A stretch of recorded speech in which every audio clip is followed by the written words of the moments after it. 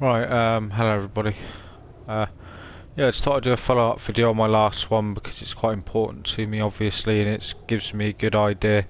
It gives me a back catalogue of ideas to work from, things like that. If I'm ever foreign trade secretary one day, for example, something like that. I mean, who knows? So, yeah, I just wanted to talk a bit more about Swindon, my hometown, things like that.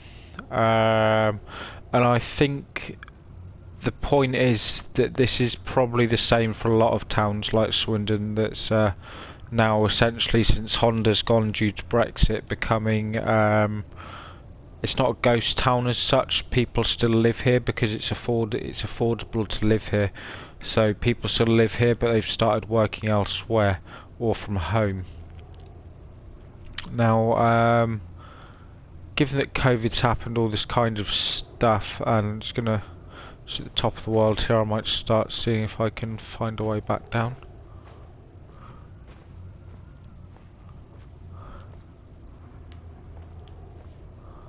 Can't go down there. Right, here we go.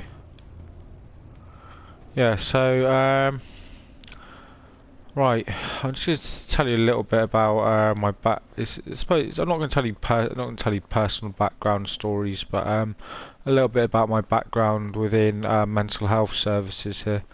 It's going to be relatively based around, now it seems to be that it's kind of gone, I don't want to be the one to have to say this all the time. I don't want to be the one to have to say this, but it seems to be that the sort of underlying poverty in Great Britain, this underlying poverty is what Russell Brand once called an underclass. It's an underlying poverty in Great Britain, particularly in these sort of ghost towns without any work, things like that, that are kind of, yeah. So let me get back down here. It's something that's not discussed an awful lot, and it should, I suppose it should be. And it seems to have gone from, overweight people, not overweight people, but clinically obese people walking around as to Walmart all day, to a state of affairs where it's largely it's people who can't get out of bed out of the morning due to mental health issues or something like that. So, yeah, it's gone from this kind of the whole scenario has gone from one end of the spectrum where people have too much to where people have too little. Now, what's happened is that obviously due to austerity, things like that, that's happened. That's been going on for the past coming up to 12 years now. So now with this in mind, it's gone from the point where everyone has an abundance of everything, and there's it's clinically. I don't mean just overweight people, or people with a little bit of muscle on them, but I mean like clinically obese people to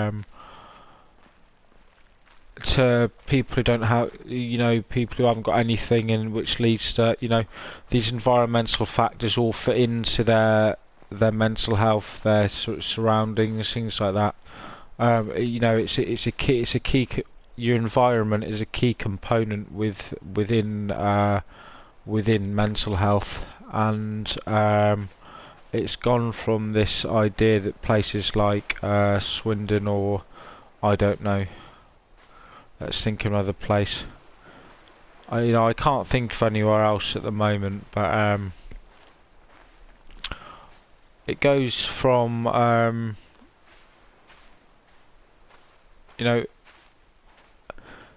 it's gone from like, yeah, it's gone from one end of the spectrum to the other. Now it's gone from that to, like, say, down the canal in Swindon with no water in it, to where there's sort of single mums pushing those little buggies down the pushing those rubbish little buggies down the canal with no water in it, and no shops to go to, but to go to the town centre and hang outside Primark or something like that. And you get all kinds of discrimination for just try to get outdoors. There's no meeting points anymore. There's no particular meeting points. There's no community meeting points anymore. Now, I would say that potentially, right. Let's just have a little think about this without sounding like a dick about it. If you know, so I've kind of been there and seen it all myself before. So I'm coming from a certain place of understanding. So I suppose the idea is that the vote largely needs to change because of there's no work anymore in these towns. The high street that used to be BHS and Debenhams is gone. So we need to redevelop and build small independent businesses based around the people which creates jobs, which then creates an economy, which then creates wealth, less poverty, less child poverty, less poverty due to mental health, and effective. Yeah. So it's a bit of a hard topic to talk about, really. So yeah, people, drinking at 12 o'clock in the afternoon, things like that. People out going for, people going out, waiting outside the Savoy pub, right outside the local Weatherspoons, drinking at 12 o'clock in the afternoon. Not that that's a bad thing. I like a pipe myself, but it's to the point where things could be an awful lot nicer, and I don't just mean down to the architecture of the building. I mean down to the fact that these buildings that we currently have don't work. They don't fit a purpose. And that's why there's nobody in them. These commercial properties. So I'd say that to any town a bit like Swindon, because there's quite a few of them now. And with COVID-19 just happened, we need to build small independent businesses, not large chains. Small independent businesses built around local people, not large chains of mass corporate crap. So yeah, that's the general gist of it. Now it's awful nice colours, right? It's a nice purple. So yeah, what else is there to say really on that one? I'm not sure. I mean, it gets to the point where you end up stuck in some halfway home for people with mental health problems, and there's no central heating. There's no proper central heating. You're living on a gas meter, you're living on electric meter, things like that. There's holes in the ceiling which leak in people's homes, things like this.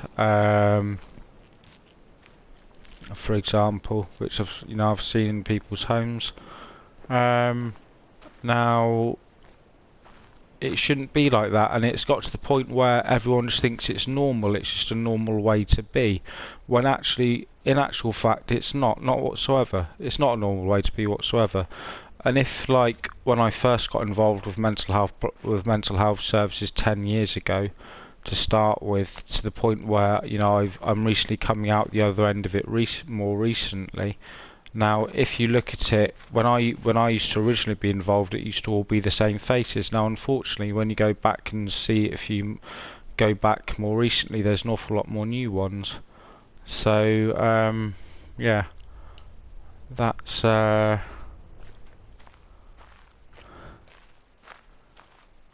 you don't particularly want to see people in that in that way with themselves. So yeah, largely building off that, and what I'd say about a vote for a vote for Swindon as MP is build the town around its communities, build the town around its people, build the town around small local business and small local business to medium-sized businesses. And Swindon's got a great entrepreneurship. It's got there's bedroom business all over the place. But if they could let a small or medium-sized building out, then there's for a reasonable price, and there's further opportunity there for them. Now, build build more flats there rather than just converting the offices and stuff like that. Why don't you do proper development rather than just rehashing all the old shit? Is what I'm trying to get across here. I am a design student, so anyway, without further ado, yeah, it's not an emotional tagline either. No, I'm not trying to quote an emotional tagline here. What I'm trying to come up with is a positive proposal, a positive quote for proposal. So a proposal is something in design. A proposal is something you come up with for a client for a design. So what I'm coming up with is a positive proposal for me to be MP in South Swindon, which is effectively what I'm saying here. So yeah, without further ado, I think I'll just leave it on that nice building in the background there. Okie dokie, thank you very much, goodbye.